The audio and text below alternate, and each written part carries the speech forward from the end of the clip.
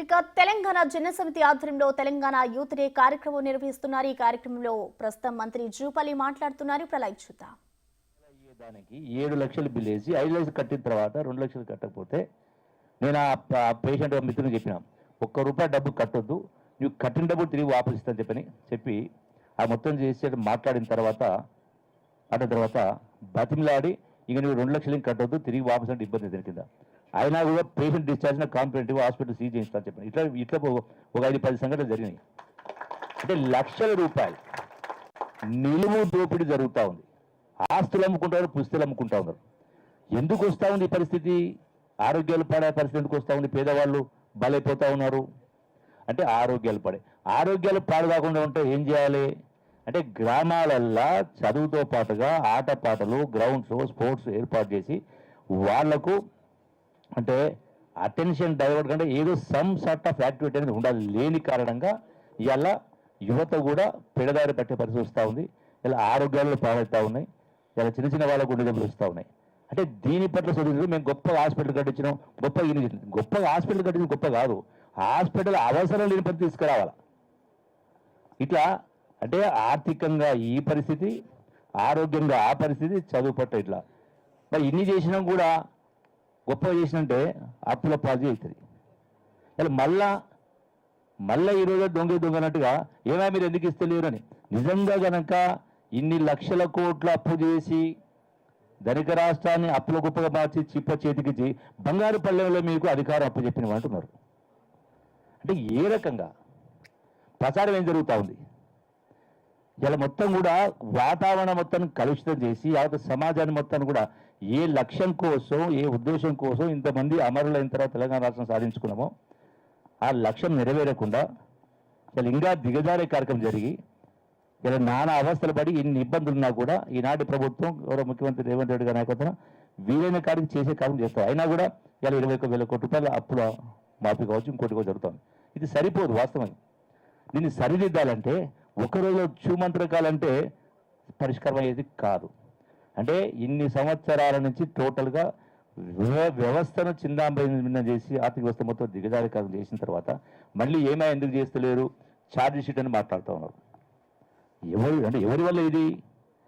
ఆఖరికి అంటే పూర్తిగా కేసీఆర్ పరిపాలన అనేది బాధ్యత రాహిత్య పరిపాలన. ఒక ముఖ్యమంత్రి అంటే రాష్ట్రానికి ఒక కస్టోడియన్, ఒక ధర్మకర్తలాగా కస్టోడియన్. అది మర్చిపోయి నేను నాది నా ఇష్టమైన పద్ధతిలో ఆఖరికి 2023 ఎన్నికల ముందు రైతు భరోసా ఇచ్చి ఓట్ల కోసము అక్షయ పాత్ర లాంటి రింగు రోడ్డును కూడా 7,000 కోట్ల రూపాయలకు 30 సంవత్సరాలకు అమ్మిపడేసాడు. సంవత్సరానికి ఈ రోజునే సబ్జెక్టు కరెక్షన్ అనుకుంటా సంవత్సరానికి 600 కోట్ల రూపాయలు వస్తాను కూడా రింగు రోడ్డు ఆదాయం. అది సంవత్సరానికి పెరుగుతూ ఉంటుంది ప్రతి సంవత్సరం. అంటే సంవత్సరానికి 1,000 కోట్లు 2,000 కోట్ల ఆదాయం కావచ్చు. 30 సంవత్సరాలకు 7,000 కోట్లు. అంటే మళ్ళా మీరు ఇస్తలేరు ఇంకా రైతు భరోసా మాట్లాడుతున్నాం. అంటే మొత్తం సమస్యలకు మూల కారణం వాళ్ళే మళ్ళీ ఈ ప్రభుత్వాన్ని నిందించే కార్యక్రమం చేస్తున్నాం. ఒక విషయం మాత్రం ఆనాడు ఉన్నటువంటి నిర్బంధాలు లేవు, ముళ్ళ కంచెలు తొలగించడం జరిగింది. ఇవాళ ఎవరైనా ఇలా ప్రజాభవన్ పోవచ్చు, సెక్రటరీ రావచ్చు, ఎవరి దగ్గర కలవచ్చు, కలిసి మాట్లాడుకునే ఇందులో మా మిత్రులు మాట్లాడినట్టుగా కనీసం మాట్లాడుకునే అవకాశం ఉంది, చెప్పుకునే అవకాశం ఉంది, వినే పరిస్థితి ఉంది. ఆనాడు అది లేదు. మంత్రిగా చెప్తా ఉన్నా ఆనాడు కూడా మేము కలవాలంటే మాకే అపాయింట్మెంట్స్ లేకపోయేది. అంటే అందుకనే యువతకు సంబంధించి కూడా ఈనాడు లక్ష్య సాధన కోసం మీరు జరగాలంటే డెఫినెట్గా మార్పు రావాలి. అందరూ ఇలా ఒక్కరితో ఏది కాదు, ఇలా ప్రభుత్వము, ప్రజా సంఘాలు అందరం కూడా కలిసి ఆలోచన చేసి ఆలోచన విధానం మారాలి. ఇలా నేను కల్చరల్ మినిస్టర్ను. కల్చర్ మినిస్టర్ అంటే అందరూ ఏమనుకుంటారు? ఆట పాటల మంత్రి అనుకుంటారు, డాన్స్ మంత్రి అనుకుంటారు. Cultural minister. కల్చర్ అంటే సంస్కృతి అంటే జీవన విధానం అనేది అన్నిటికీ వర్తిస్తుంది. అది వ్యవసాయానికి వర్తిస్తుంది, చదువుకు వర్తిస్తుంది, ఆరోగ్యానికి వర్తిస్తుంది, అలవాట్లకు అన్నిటికీ వర్తిస్తుంది. అంటే ఈ జీవన విధానం అనేది కల్చర్ అనేది ధ్వంసమైంది కాబట్టి ఇలా ఇన్ని అనర్థాలకు మూలం కాబట్టి ఈ కల్చర్ను, మన కల్చర్ను, తెలంగాణ సంస్కృతిని, తెలంగాణ సాంప్రదాయాల్ని, తెలంగాణ యొక్క జీవన విధానాన్ని మళ్ళీ మనం కాపాడుకోవడం కోసం ఈ నెల 12వ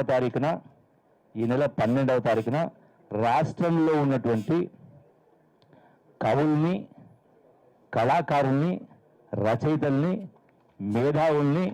మేధావి సంఘాల వాళ్ళను అందరితో కలిపి మన హైటెక్ సిటీ దగ్గర ఉన్నటువంటి శిల్పకళా వేదికలో ఒక విస్తృతమైన సమావేశం ఏర్పాటు చేసి ఏ విధంగా మన రాష్ట్రానికి బాగు చేసుకుందో ఏమేం చదవగా సుదీర్ఘంగా చర్చించి సమాజాన్ని సంఘటితం చేసి సమస్యల పరిష్కారం కోసం, సమాజాన్ని జాగృతం చేసేటువంటి కార్యక్రమం కోసం ఈ యొక్క కార్యక్రమం ఏర్పాటు చేస్తాను. పెద్దలు కోదండరామ్ గారిని కూడా ఆహ్వానించడం జరిగింది, నిన్ననే చెప్పడం జరిగింది. కాబట్టి అంటే డెఫినెట్గా మన ఈ వ్యవస్థ మారాలి, ఆలోచనలు మారాలి, గొప్ప చదువు చదవాలి.